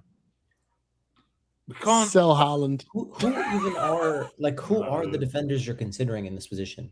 Is it like you're going to go down to like Rodon at 4.0, or are you considering you want to go to Malik Chow at 5? Oh, Rodon, I forgot about him. Well, they've got a double, haven't they? And on our strategy, me and Darius' strategy, they've got a double for potentially double for the bench boost. You could also, if you go Dubravka instead of Raya, then what does that? Wait. Instead of Raya, I don't think Verbruggen's going to do much for you, but he's just there for the bench boost. Yeah, true. He's there for the 2 points. So at this point, are you going to go triple? Are you going triple Burnley? Is this your plan? Like that's? Is this how the bench? What lads? Watch it. Yo! Oh my goodness! No one's going to take this seriously. No one's taking this seriously. We're just messing about, man. Yeah, bro, we gotta experiment. We'll reel him back in. Don't worry. I'm putting Esteve in there. 67 points. Biggest he averages 2 points a week, max. 2 points. But I'm not playing them. Look, I'm playing those 3 every week. I'm not playing But these. you're going to play them in the double game week where Dubravka concedes 10 goals and gets -2. Look at that. That is beautiful. Wow. So just to read it out for anyone listening. And 0 points in the bank. And obviously, so I would be going Bruno here. Yeah. So my wild card currently would be Raya, Dubravka, Gabriel, Van Heck, O'Reilly, Esteve, Rodon, Rice, Enzo, Gordon, Fernandez, Semenyo, João Pedro, Haaland, Fleming. That is 14 doublers from the information we currently know, apart from Rodon. Yeah. But 14 doublers. Should I hit make the transfers? I think you should. You should lock it in. Back in your judgment, Gary. Don't go and press the solve button. Just lock it in, baby. All right. So what critique me? I think Burnley are last, or they will be last in about 2 weeks' time. And remember, we've got to keep that 1 million in the bank for Palmer. Yeah. Like if you went for Minte instead of Enzo, where can we spend the rest of the money? I'm not sure. What the I quite like that. I'm not very keen on Enzo in the first place. You got an extra. You could go like Garnacho. We've got 1 million now. We've got 1 million. So Esteve right to Malik Chow. Does that work? Is Chow 5.5 or 5? I don't know. Chow will be 2. 5.1. Chow's 5.1 Yeah, it's too much.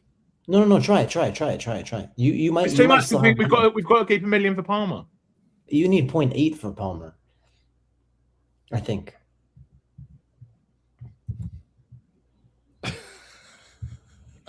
Why is he not coming? Oh, because I've got on midfielders. Damn. You got to take a step up. Esteve. Imagine triple Burnley on this bench was ridiculous. This is much better. And you have is this exact money for Bruno De Palma? Better. Is this exact money, Bruno De Palma? Yeah, Bruno's probably going to go up. He's not going to go down in price, is he? Yeah. Whereas Palmer might, because I don't think. Correct me if I'm wrong. I don't think the wildcard transfers are included in. Correct. Yeah. No, they're not. We probably could get away with this. And they play City anyway, so no one's buying Palmer for 32. No. Mm. And like that way, you're not on double Chelsea attack versus Man City. That's pretty smart. But I want Esteve instead of Road. He doubles. Why do you want him, man? He's so bad. What's he going to do? Concede like 6 goals, get like 1 point each game. We'd probably get a yellow card in there. Could get sent off. Could get injured. I mean, there is no upside. There's no chance of a Burnley clean sheet in those fixtures. None. Wow. Should we get the chat? Can we ask the chat? What's the chat thinking? Are we going in the right direction? What do they think? What do you think of our wildcard? Estevao is class. Leeds he is a lock on my actual wildcard, lads. He is a lock. Amazing. What's the pussy options? Amazing. Okay. Good. Okay. There should be an option for 2 template. Just to... It's not even a template yet, is it? I don't even know what the template will be like at the moment, but I think this will be pretty close. Like maybe take Minte out for Enzo, and I think this is where it'll be. Honestly, but I think Van Heck, Gabriel, and O'Reilly will be locked. All right. Okay. So, what do you think of our wild card? Amazing, good, okay. Lock these guys up. They on it. Loons. Damn. So Darius, have you got a screenshot of your one? I can just share my screen. It's on it. Okay. Well, let me leave this up for 1 minute while people vote. Yeah. Please. But is your one? Sorry, Kanji. You've split the risk with going with one Leeds defender, because I think Leeds play Wolves at home in this fixture. It's a single, but it's still a good fixture. So I like that. And Leeds are actually really underrated. They should have kept it clean versus Sunderland. They kept it clean versus Brentford. And to be fair, everyone has been backing Brentford attack. They're targeting Leeds. Just goes to show you how good Leeds defense is. Matthew saying get rid of 12 of those players and you'll be cooking. Oh, shit. He doesn't see the vision. All right, let's have a look at Darius's one. Darius, there's no Gary. There's no temptation for you to reach for Bukayo Saka. No, not at all. I would. Well, but we have got a free Arsenal. No, I don't think so. He's just not been the same player this year, has he? I wouldn't.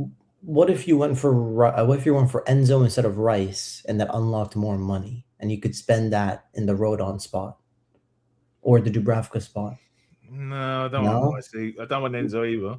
You don't want to play around with Rice. Like the EO will be high. So if I take Rice out, play around, but why? This is the reason. This is Esteve. This is Esteve's slot. He is locked in on the wild card. So the reason is that, first of all, you put Enzo in. Chelsea are more likely to score more goals in the double than Arsenal. Is that fair to say? Yes. Then the next thing, the person you're going to replace Esteve with is more likely to keep a clean sheet than Burnley are. They kept one last week. I would find a way to be on triple Chelsea attack. Like that's just how I would play it. The main reason you go for Rice, right? It's not the double. It's the fixtures afterwards. They have West Ham, Fulham, and Burnley in the weeks after the double. And that's why you would want them. But the thing is, if they do well in the double game week, then they're not going to start in those games. Arsenal are fighting for the Champions League. They're trying to win the Champions League. That's going to become their priority. I'd expect a backup lineup in the Prem. But maybe Rice still starts, right? So tell me what you want me to do then. Rice to Enzo. Just humor me. Rice to Enzo.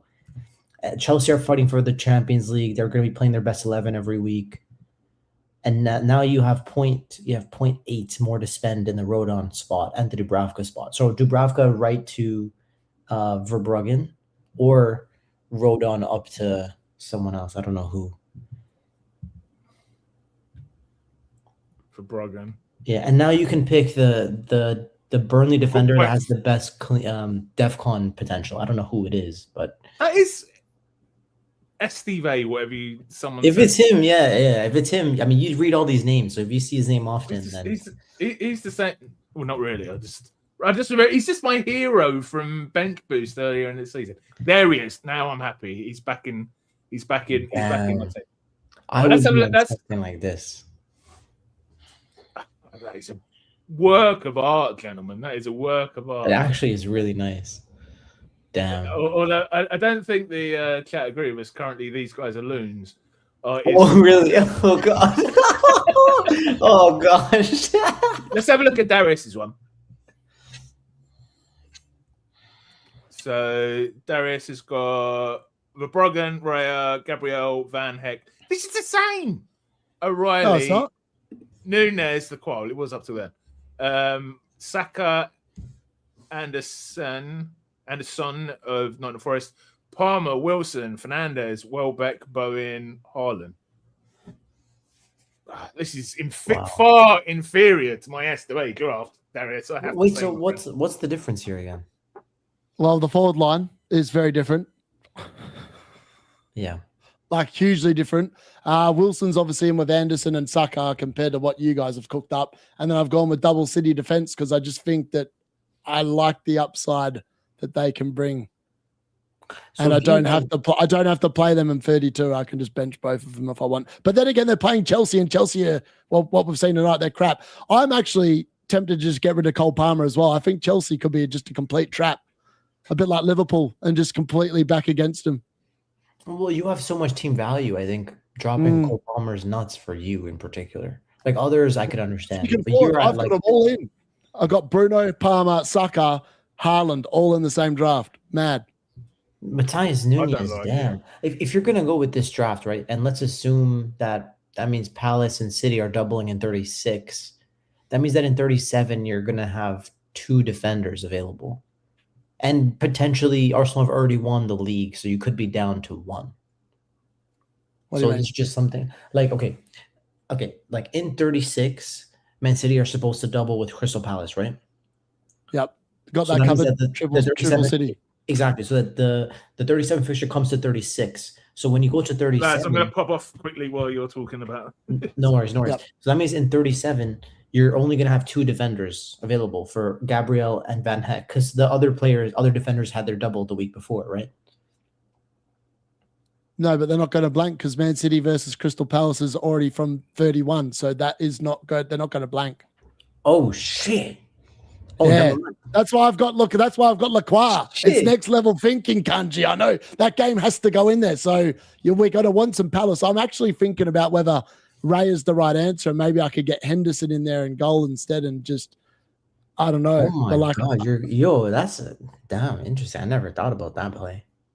Yeah, so they've got to factor it in that game has not been played yet and it's not been announced where it's going. So that's why I want to make sure I've got some coverage of it. Like you've picked the 2 best goalies, there's no doubt. And like Gabriel, Van Heck, O'Reilly are locked. Like those 5 should be locked on Wildcard, in my opinion. So it's like the Matthias Nunez, Lacroix, Anderson, Wilson, Welbeck, Bowen, those are your differentials. And then Saka versus Rice, right? Yeah, exactly. And I just think if I knew when they're going to put that Crystal Palace Man City game, like I actually think that potentially you could. The problem is, where are the fixtures at? Let's have a look. So the fixtures here, FDR. So Crystal Palace, what they got? So West Ham they've got in 33. Their fixtures aren't overly flash through to the end of the season. I mean, these ones are all right. Bournemouth away, Everton at home, Brentford away. They're not too bad. Liverpool away is probably not too bad either. Sar actually does well in that fixture. Yeah, it just depends where they put that Man City game. Like that's what it's going to come down to, I think. If I knew where it was, I'd be more confident in picking certain players. Like I sit there, where are we at? Oh, I've lost that team now, whatever it was. But this could easily be Sarr instead, right?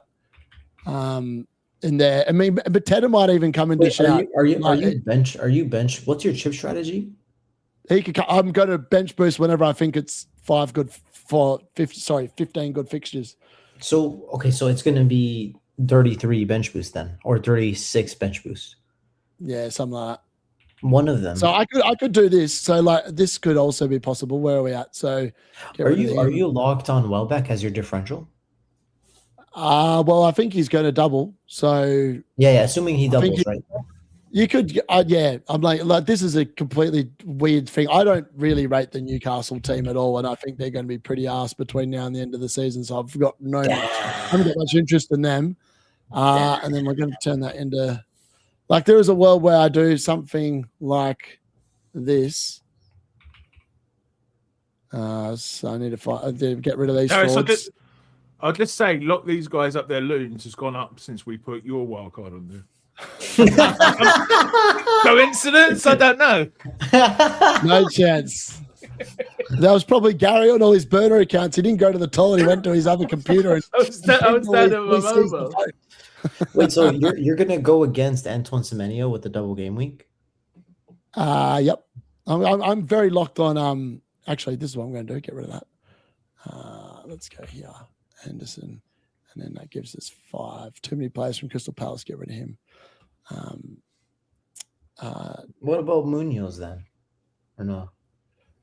I've got 5.3, so it's no, because I feel like I don't know if Mateta isn't there, it could be like it could just put João Pedro back, right? Like put JP. If I do it, but then it could be like double Palace defense. It could be Munoz is too expensive, so yeah, I mean it could be like why don't you go to Richards? He's so cheap and gives you money. Yeah. Well, what am I going to do? Wilson to Enzo. That's actually I don't want Enzo, mate. He's rubbish. Actually, you could do that though. That actually is possible, isn't it? Oh no, he's 6.6. He needs to drop one more Kanji. He'll drop. One of these guys is going to drop. One of these guys will drop for sure. One of them will drop, and then I'll be able to do it. That's possible. I mean, you can have triple Chelsea attack, triple Brighton, double Arsenal. I mean, realistically, but I'd like to get another one in, but I don't think it's.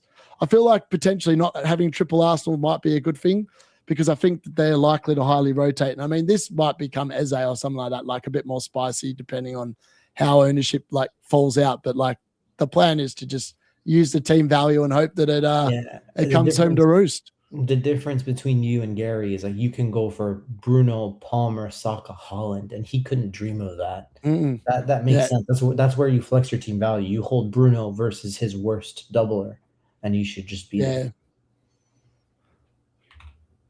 So you can even like Dushtan Larson. This guy could come someone else. Yeah, it's like plenty of things you can do. Lads, we've been going for nearly 2 hours. I think we should probably wrap up. I mean, we're going to spend the next 3 weeks talking about this, aren't we? 100%. Personally, I'll be on the beach. I'm going to be chilling. I'm not spending a minute worrying about Wildcard. Yeah, well, tell me, because I'll say what's coming up on the channel over the international break in a minute. But Kanji, are you looking forward to the 3-week break? Yeah, I'll be honest, like, I don't know how to say this without being a little bit disrespectful, but like I've been a little bit disconnected from FPL for the last like 8 weeks. Like ever since I started doing my NBA, I've already been more disconnected. Like Liverpool have been bad this year. Like I haven't really had that much fun playing the game either. Like I've been stuck between 200K to 400K for like 20 weeks. I haven't moved. Like I just cycle up and down like I'm on a treadmill. So, and like the point of playing a game is to win. I just haven't been consistently getting lucky, honestly. And like if you compare my like rank, I'm like 250K. Review has me top 10K. So I've been getting unlucky. So I'm playing well, but I'm not getting rewarded. So it is what it is, man. Like I'm kind of waiting for next season. I don't know. That sounds so bad, but that's how I feel. And there's doubles coming up, so there's gonna be a lot of big swings coming. But I know I'm gonna get shafted. Like people will destroy me. Like I'm gonna get cooked. I don't have a wild card, bro. Darius, you looking forward to it, mate? Or please do like and subscribe and all that stuff while I'm here. While I'm saying it. Yeah, I'm excited to for the Footium season to start up, so I can get back to a game I dominate. Yeah, not gonna lie, I'm very excited to do that. Yeah, I mean it's so funny, Gary. I was like, this is really funny. So that other team is. It's actually having a very good week. Oh, your bus team. Where is it now? It's on 48 points and it's still got four players to play. This is what Darius can do if he doesn't overthink things. Or yeah, I think so. I think that. Wait. What is this team? What is this team? Wait. What is this? Is just a joke team. Yeah, a joke team I made at the beginning of the year. Yeah, you have Mo Salah in this team. You have Dominic Salah. Wait, what are you doing with this team? Explain. Yeah, well, I was like, so you just make transfers every 5 weeks, and I'm actually inside the top 63K with this team, and I've literally put no effort into it, Kanji, except I make the moves every 5 weeks. That's it. So this is like your team. If you're like wife, I'm beating myself. I'm beating myself. Wow, that's crazy. But it backs up what Trig, people like Trig and Andy say about roll, doesn't it? Yeah. Shout out to James Hill coming off the bench for a -1. Enjoy that. I know. I mean, it finally got unlucky, but I mean, this guy. Oh my god, bro! Those 8 pointers. Oh, so lucky. If Spurs keep a clean sheet, it's going to get a huge score. wait. Go back to it. Double Spurs defense. It's got Romero and Van de Ven. Imagine if they both scored a goal and he got 30 points. Wow. That's like top tier differential EV right there. Wow, bro. Wow. These are results. What do you think of this? Is my wild card. Lock these loons up 49%, okay 28%, good 15%, amazing 8%. Right, I'm just gonna. So, in terms of what's going to be coming up on this, well, Darius, tell us what's coming up on your channel, mate, over the international break, if there is anything. I'm gonna. I don't know. Probably do. I'm gonna do a video before, maybe one video next week about what I'm gonna do on Wildcard because it's active. Other than that, I'm going to go and I'm probably going to do some footy and watch-alongs, to be honest with you. That's about it. Literally, that's about it. So on this channel, there is going to, we're probably not going to do a lock-in now until game week 33 that weekend because we're already planning free PubCast, which is going to be difficult enough to fill in as it is. But this week on the PubCast on Wednesday, it will be Trig, Andrew, FPL Nightmare, and Darius. The following week, hold on, I'm not on this week, am I? Yep. We're talking about it afterwards, Darius. If you can't make it, in theory, the following week, me and Kanji and FPL Brad Major are thinking about doing something at some point during the week. We're not sure exactly when yet. And in the third week of the international break, it's going to be me, Darius, Trig, an FPL mate who I've seen has entered the Footian universe as will be coming on. So we will be doing the podcast probably for the next 3 weeks. The lock-in will probably not be around until game week 32 because, there's just not enough content to fill 3 streams. And thank you for coming for reminding me. And I did do an interview with Andrew, FPL Nightmare. Which will be available I think on Tuesday, and I think will be available. I'm going to plug each members only video, members only on Sunday, I think. But he can correct me if I'm wrong. Wow. So is that on Andrew's channel? That's on Andrew's channel, yeah. Wow. How was the introduction? Just give us a little preview. Was it good? It was amazing. Apparently, it was the longest introduction he's given, and we talked a lot about this channel. Andrew described the PubCast as the hottest, fastest growing ensemble channel in FPL. He just picks you up so much, you know what I mean? And it's like they got to one stage where I was just like, he complimented me so much. He's like, "You're not very good at taking compliments, Gary, are you?" And I was like, "Well, I am usually, but like." Andrew, such a good guy. But we got into that. We talked about psychology in FPL, which obviously I've got a background in with my research. We talked about some of the models. We talked about Andrew's season. We talked about my season. We talked about a load of stuff. So I feel like next season is a good week for you to sort of take Andrew under your wing and convert him a little bit. Could come to pass. I mean, he's already started off with the Solio stuff. He's doing his own thing. I know you focus more on review. Just like I mean, he's had a horrible season this year. Well, he's made videos with like guys from Solio. You know what I mean? I don't think he needs me to convert him. If he's going to be converted, he's going to be converted by other people. Yeah, you can see it's coming. It's coming, low key. Darius is sitting there like, oh god. Yeah. If Matthew Perry saying, if you go to his last video, Matthew, if you're on to know what his Footian team is, he's got a link to his league in the description of his last video. And I'm guessing he may well have released one. If not while we're recording, he may well release one tonight. Anyway, thank you, everyone.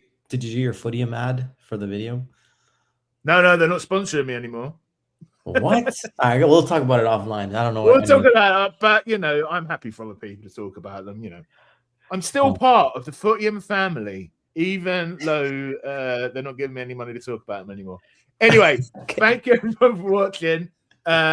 We will see you for the podcast on Wednesday, and hopefully you have a good Sunday and enjoy the international break if we don't see you. See ya. See you later, guys.